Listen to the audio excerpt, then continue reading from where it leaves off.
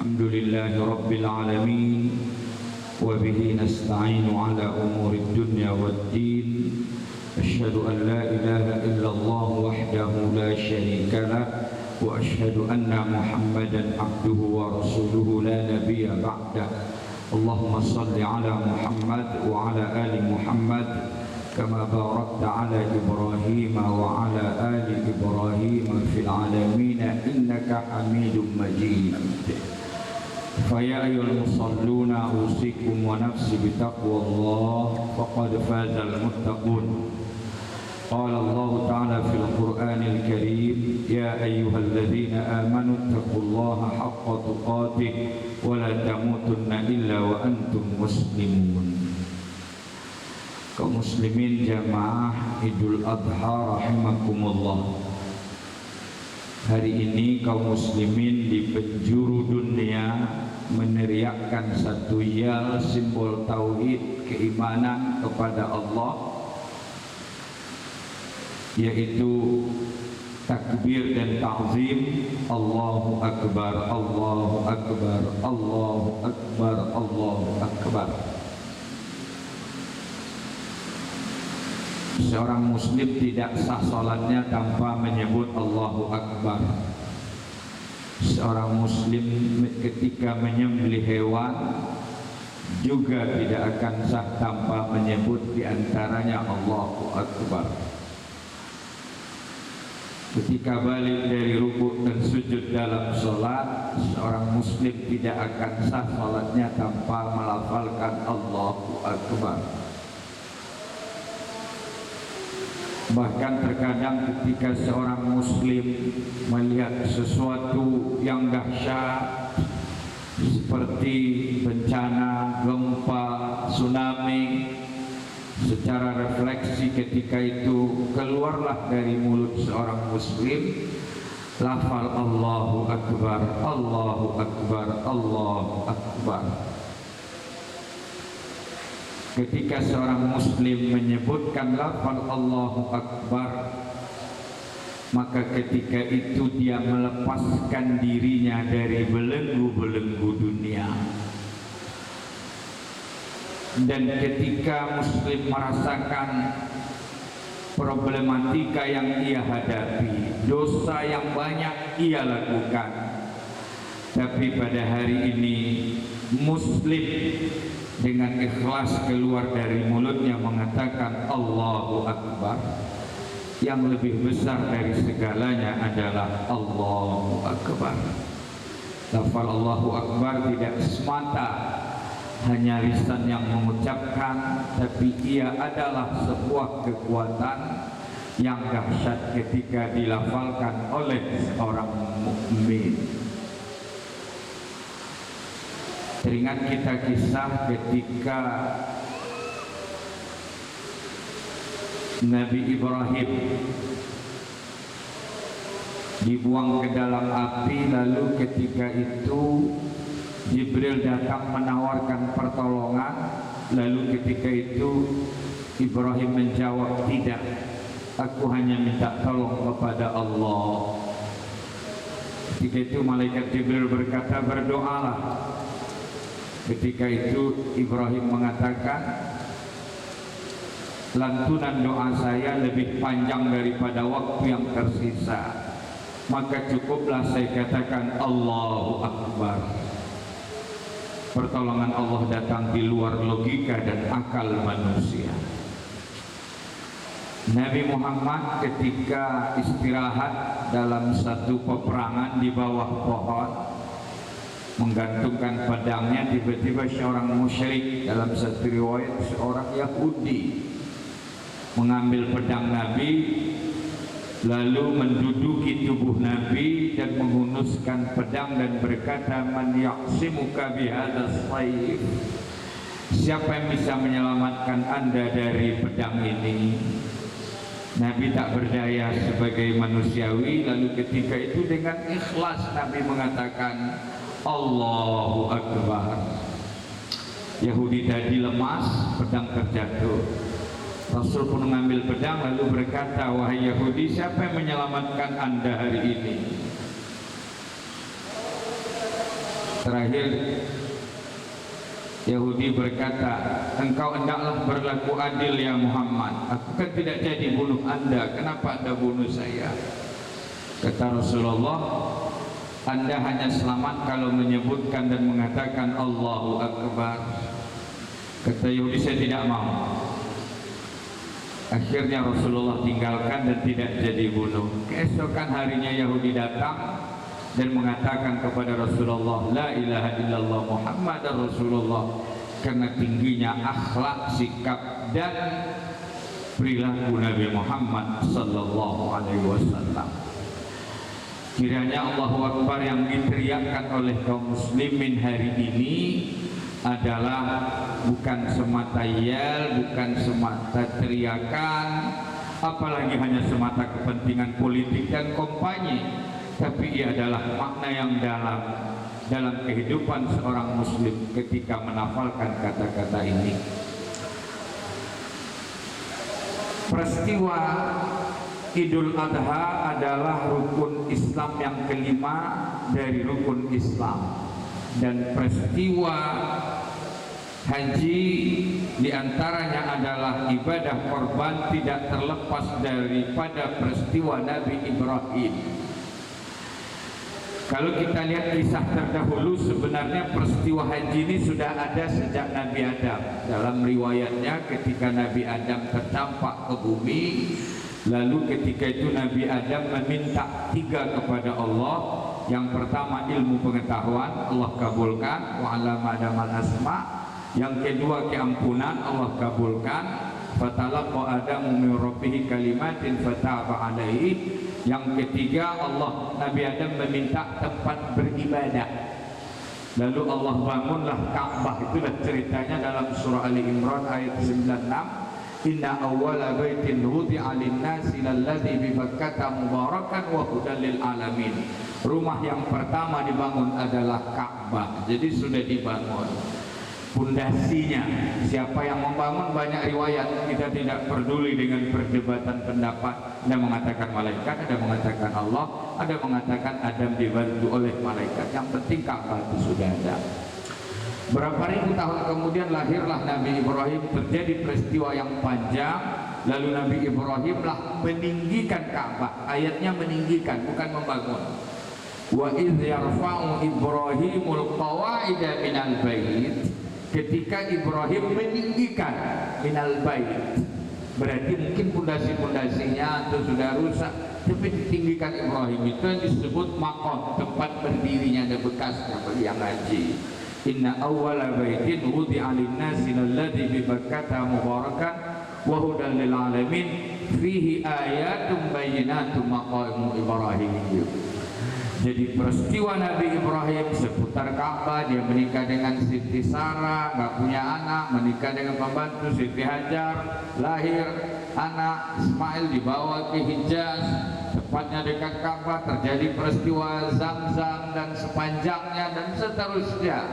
Sampailah ketika lagi enak-enaknya anak ini diajak bermain, ternyata perintah Allahu Akbar datang.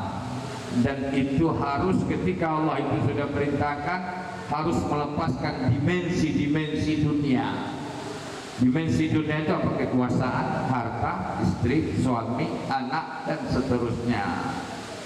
Dalam konteks bukan meninggalkan, ini dalam konteks perintah Allah ketika datang.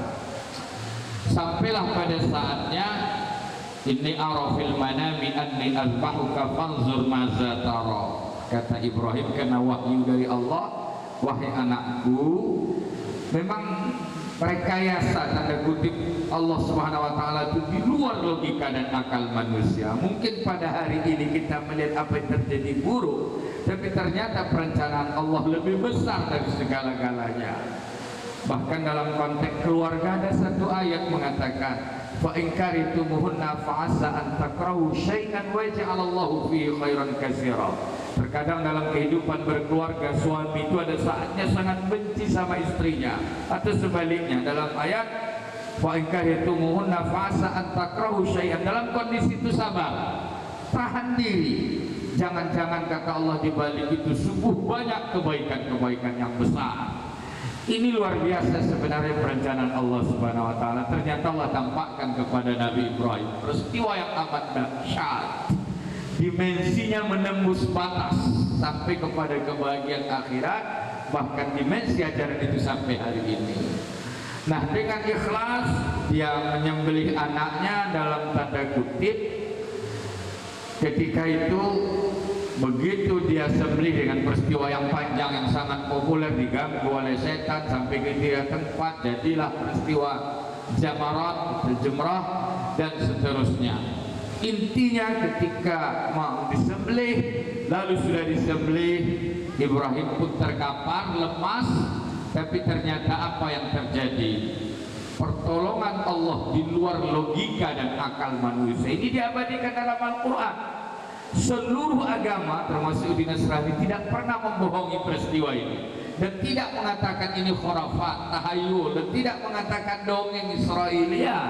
Semuanya mengatakan berarti ini luar biasa memang pertolongan Allah itu kalau sudah datang di luar logika dan akal. Apa itu? Mungkin perbedaan hal-hal lain yang khurafat dan sebagainya. Tapi peristiwa ini diabadikan dalam Al-Quran, dalam semua kitab. Wa fadainahu bidzibhin adzim. Kami tebus dengan sembelihan yang agung. Ketika itu seolah-olah bukan protes, mungkin karena senangnya Ibrahim berkata, ya Allah, Engkau perintahkan menyembelih anakku, aku lakukan, aku ikhlas.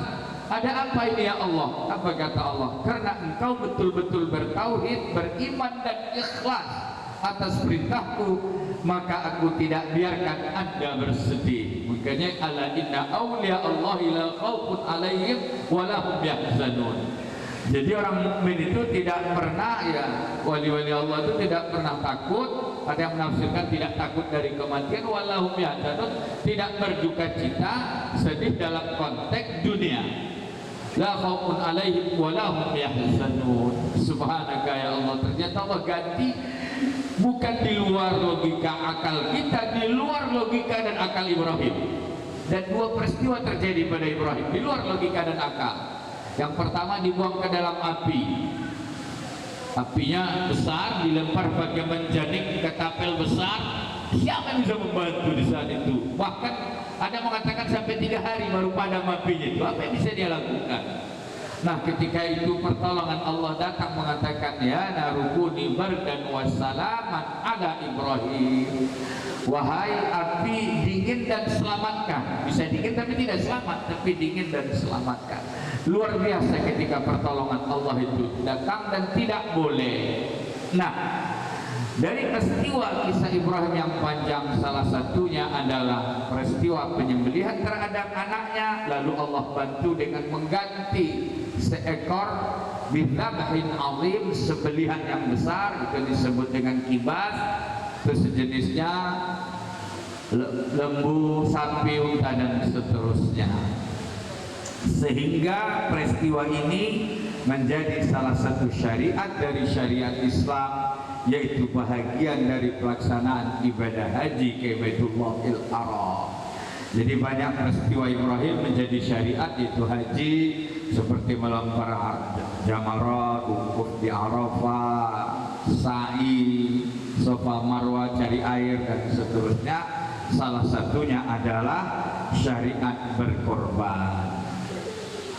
Hari ini Allah perintahkan kita tidak menyembelih anak. Hari ini juga Allah juga tidak perintahkan kita untuk menyembelih cucu, tapi hanya Allah perintahkan menyisihkan sebagian harta kita untuk berkorban, 1 ekor sapi, 1 ekor unta, atau 1 ekor lembu, atau 1 ekor kambing, terserah. Untuk apa? Menyisihkan harta kita untuk ingin mendapatkan pertolongan dari Allah dan pertolongan menembus batas. Jadi khatib melihat gara-gara korban kita dapat pertolongan Allah di dunia, dan sampai kepada akhirat kita diberikan Allah surga yang di luar logika dan akal nikmatnya. Subhanaka ya Allah. Makanya innalladzina amanu wa amilus sholihat lahum jannat. Orang beriman itu rukun iman, bertauhid, wa amilus sholihat rukun Islam, salah satunya haji, lahum jannah. bagi mereka surga yang telah dijanjikan Allah Subhanahu wa ta'ala. Nah, hari ini banyak di antara kita yang sudah berkorban, sedang dan akan melaksanakan tadhiyah pengorbanan. Tentunya banyak kita lihat aspek-aspek dimensi dari pengorbanan yang secara rinci khatib sudah tuangkan dalam sebuah tulisan, tapi khatib menyampaikan beberapa poin-poin besar. Ada 4 sekurang-kurangnya dimensi kurban. Yang pertama adalah dimensi iman, keikhlasan dan tauhid. Kedua adalah dimensi ketaatan, ibadah. Yang ketiga adalah dimensi tadhiyah dan pengorbanan. Dan yang keempat adalah dimensi amal soleh dan sosial. Yang pertama konteks iman, niat, tauhid. Ini nggak boleh salah. Makanya yang pertama kali dibersihkan oleh Allah dari peristiwa kehidupan Nabi Ibrahim adalah peristiwa membersihkan dari kehidupan syirik. Konon kabarnya Ka'bah itu juga sudah ditawafkan dalam bentuk syirik. Orang telanjang macam Nabi Ibrahim inilah menyelesaikan. Di masa Ibrahim banyak juga orang menyembah patung, sampai peristiwa yang panjang termasuk bapaknya, sampai ceritanya dihancurkan patung. Ini bukan ekstrim yang kita lihat, ini kan sebuah peristiwa yang panjang, bukan perkara 1 hari 2 hari. Jadi bukan ekstrim dong menghancurkan patung, tidak demikian. Ini kan sudah sebuah pergolakan yang panjang sampai kepada tingkat ya disitulah dibersihkan Ibrahim itu dari semua unsur kesyirikan, diantaranya adalah niat dan keikhlasan, tidak boleh riya. Dalam ayat surah Al-Hajj, wa izbawwa'na li Ibrahim makanal bait alla tusyrik bi syai'an wa tahhir baitiya lit ta'ifina wal 'akifina war ruk'is sujud. Wa isbawwa'na li Ibrahim, kami sudah sediakan, itulah peristiwanya, kepada Ibrahim makanal bait, tempat Baitullah, itulah pondasinya. Allah tusyrik bi syai'an, dimensinya apa? Jangan melakukan kesyirikan. Makanya terkadang maunya orang haji juga janganlah lap-lap Ka'bah dengan sorban, dengan lobi, lalu bawa pulang ajimat, akhirnya mengejar ibadah ternyata syirik. Nah, syirik ini sesuatu yang sangat dimurka oleh Allah Subhanahu wa ta'ala. Makanya syirik ini penghalang masuk neraka surga. Tapi la ilaha illallah tauhid juga kunci surga. Man qala la ilaha illallah dakhala jannah. Sederhana saja. La ilaha illallah miftahul jannah, kunci surga. Dan kita sudah punya kunci itu. Dan kita menyebutkan la ilaha illallah itu dengan ikhlas, bukan terpaksa, bukan riya. Makanya optimisme insyaallah kita semuanya masuk surga, apalagi kita betul-betul aman wa amilus shalihat. Nah, Allah tusyrik bi syai'an, jangan melakukan kesyirikan dalam bentuk apapun. Nah, dalam konteks beribadah ini supaya diterima di sempurna adalah murni, tidak hanya semata dibilang kita orang kaya, tidak perlu diekspos sekali. Ini korban saya beratnya 1000 kilo dan sebagainya. Kita betul-betul ya mungkin kita bisa kena dari sisi lain dan kita bertaubat, tapi betul-betul berkorban ini adalah murni dengan keikhlasan. Karena dimensinya dagingnya malah nggak boleh kita ambil lalu kita jual sampai sedemikiannya, betul-betul lillah. Dan inilah penyebabnya ya Allah juga tidak makan darah dagingnya. La yanalallahu luhumha wala dima'uha walakin yanaluhu taqwa minkum. Jadi Allah tidak pernah meminta dagingnya, Allah juga tidak pernah minta darahnya, tapi keikhlasan. Satu kata yang mudah diucapkan tapi amat berat dalam pelaksanaan. Tapi kita berupaya terus ikhlas dalam kehidupan. Inilah dimensi yang pertama. Yang kedua ini adalah dimensi ibadah. Ibadah itu ada 2 syarat diterimanya. Pertama ikhlas, kedua sesuai dengan aturannya. Penyembelihannya cara sah, kemudian penyembelihan hewannya juga di hari yang ditentukan. 10, selanjutnya hari tasyrik 11, 12 dan 13 ya. Disunatkan siang, tidak malam, disunatkan yang berkorban melihat dan seterusnya dan sebagainya. Karena ini ibadah korban. Kalau mungkin ibadah daging yang mau dijual mungkin bebas saja, sekedar saya beli kapanpun, setelah itu dia jual dan sebagainya. Tapi ini adalah dimensi ibadah, dimensi ketaatan harus ikut aturan. Bahkan sampai yang sunat-sunatnya ya dibeli dari awal, disayangi, kasih makan enak, sampai luar biasa. Walaupun tidak sampai ke tingkat itu, tapi karena ibadah ini luar biasa sebenarnya, maka jangan sampai dirusak. Kemudian dimensi yang ketiga tadi adalah dimensi pengorbanan. Kita sisihkan harta untuk berkorban. Untuk apa? Untuk sosialnya, untuk kesolehan sosial. Nah ini terkadang kesannya kok Islam makan minum saja ya, termasuk daging, tapi sebenarnya bukan itu sederhana, itu amat berat. Dalam Al-Quran berapa kali Allah mengatakan kulu washrabu wa la tusrifu, makan minum. Kenapa Allah katakan makan minum? Dimensinya luar biasa. Salah satu daging, belum lagi di dalam daging itu tergantung bermacam apa ya, vitaminnya, gizinya dan sebagainya. Kulu washrabu wa la tusrifu. Kalau kita boleh, contohnya ekstrimnya, kulu washrabu wa la tusrifu, makan minum. Makan berapa? Orang makan nasi satu piring, ditawarkan dia dua, mana yang dia pilih kira-kira? Ini dia dikasih mobil Mercy satu, tapi tidak makan selama 7 hari 7 malam. Atau dia tidak dapat Mercy, tapi dia dapat makan satu piring setiap hari. Dia pilih mana? Nah ini cara berpikiran seperti itu, karena dia adalah berkebutuhan itu tadi. Bukan berarti kita harus tidak boleh kaya, Islam harus kaya, tapi dalam konteks kenapa Allah ibaratkan itu. Nah kebutuhan yang paling hebat dalam kehidupan kita adalah la ilaha illallah. Itu dimensinya luar biasa. Butuhnya kapan? Setiap saat, setiap detik. Walaupun kita tidak lafalkan, tapi tetap mengalir dalam darah kita. Dan itulah nikmat hidup yang sesungguhnya, hidup bahagia di dunia dan bahagia di akhirat ketika kita menemui Allah Subhanahu wa Ta'ala. Karena hidup ini hanya sebentar saja, tidak terasa. Kita sudah 10 tahun yang lalu pernah berjumpa, nggak terasa 20 tahun yang lalu, tidak terasa suatu saat ya sudah jadi almarhum, biasa-biasa saja. Makanya terkadang bukan kita harus menantang mati, tidak. Kita sama menyikapi Allah ciptakan kita mudah kok. Allah yuhyi wa yumiit. Siapa yang bisa mengatur lahir dari rahim siapa? Siapa yang bisa mengatur lahir di kecamatan mana, di rumah sakit mana? Siapa yang bisa mengatur begitu lahir bayi diatur oleh seorang ibu siapa? Begitu udah dewasa dia menikah, punya istri, punya anak, lalu ia punya cucu, setelah umur 60, 70, 80 tahun wafat. Ya sudah, Allah mudah juga hidup, mati juga mudah. Makanya Allah mengatakan doa yang diajarkan oleh Rasulullah, Allahumma ja'alil hayata ziyadatan lana fi kulli khair. Jadikan kehidupan ini kebaikan. Wa ja'alil mau'ata rahatan lana min kulli syarrin. Jadikanlah kematian itu kenikmatan, rohah, kenikmatan yang amat dalam dari segala kejahatan. Contohnya saja, bayangkan andai kata kita wafat habis ini, lalu kiamatnya 1 miliar tahun lagi. Karena nikmatnya kita berada di alam barzakh, tidak terasa terjadi mahsyar kiamat.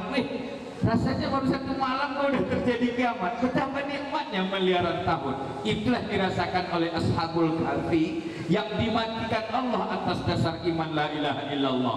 Allah tampakkan di dunia ya, Allah tidurkan, Allah matikan. Orang tidur aja mati kok dalam bahasanya. Allah matikan mereka 300 tahun dan 9 tahun. Begitu mereka dibangunkan Allah, salah satu bertanya, "Kam labistum?" Berapa lama tidur lelap? Coba salah satu menjawabnya, labisna yauman au ba'da yaumin. Kami istirahat 1 malam atau 1 hari. Luar biasa.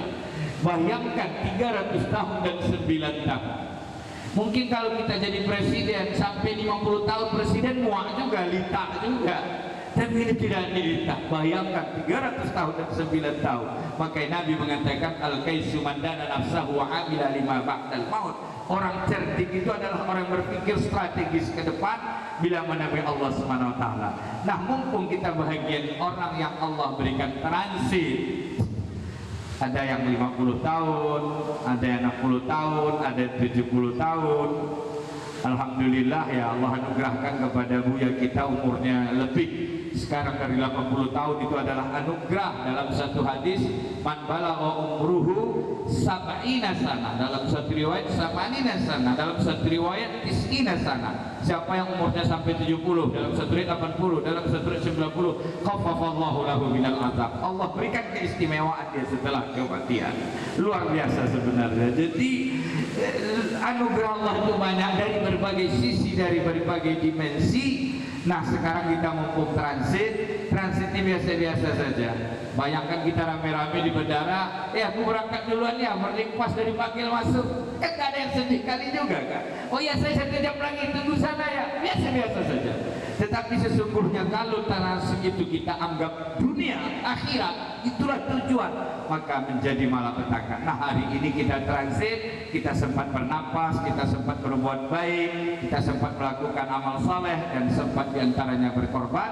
Insya Allah ini adalah tiket utama untuk mendapatkan kebahagiaan pasca kematian di alam barzakh dan menemui Allah nanti di akhirat, di surganya jannatuka jannatun na'im, adalah nikmat tiada tara, khalidina fiha abada.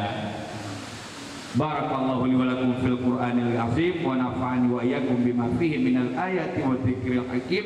Fastaghfiru fa ya fawzal mustaghfirin wa ya najatat taibin. Allahu akbar, Allahu akbar, Allahu akbar, Allahu akbar, Allahu akbar, walillahil hamd. Alhamdulillahi rabbil alamin, wassalatu wassalamu ala asyrafil mursalin wa ala alihi wa sahbihi ajma'in. Amma ba'du, fa ya ayyuhal musalluna usikum wa nafsi bitaqwallah faqad fazal muttaqun. Qala Allah ta'ala innallaha wa malaikatahu yusalluna 'alan nabi ya ayyuhalladzina amanu shallu 'alaihi wa sallimu taslima.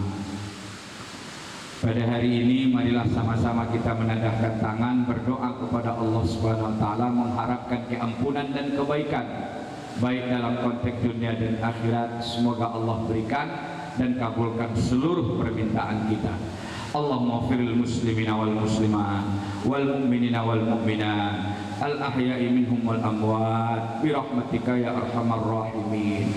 Ya Allah, ya Tuhan kami, ampunilah dosa-dosa kami, ampunilah dosa kedua orang tua kami, khususnya orang tua kami yang telah wafat. Lapangkanlah kuburan keduanya, anugerahkanlah ke dalam kuburnya nur, dan bangkitkanlah keduanya nanti bersama para syuhada, para anbiya, para orang-orang saleh, dan para as-siddiqin. Ya Allah, ya Tuhan kami, ampunilah dosa istri-istri dari masing-masing kami, suami-suami dari masing-masing kami, ampunilah dosa anak-anak lelaki kami, ampunilah dosa anak-anak perempuan kami, ampunilah dosa orang yang pernah dan banyak berbuat baik kepada kami.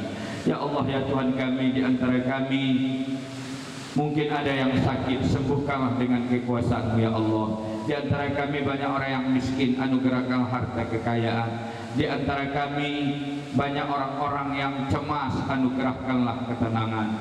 Ya Allah, ya Tuhan kami, di antara kami mungkin ada yang belum dapat jodoh, anugerahkanlah kepada mereka calon suami-suami yang salihin atau calon istri-istri yang salihat.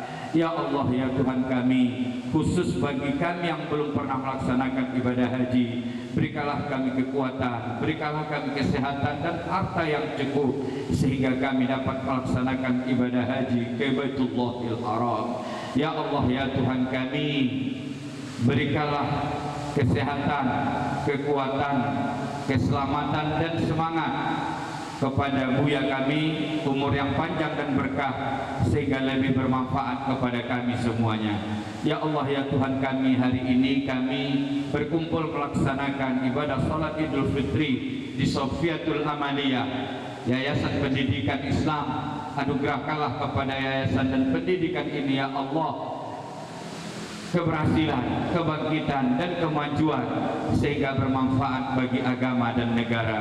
Ya Allah, ya Tuhan kami, yakin di antara kami banyak yang berkorban kepada Allah atas niat ikhlas dan tauhid.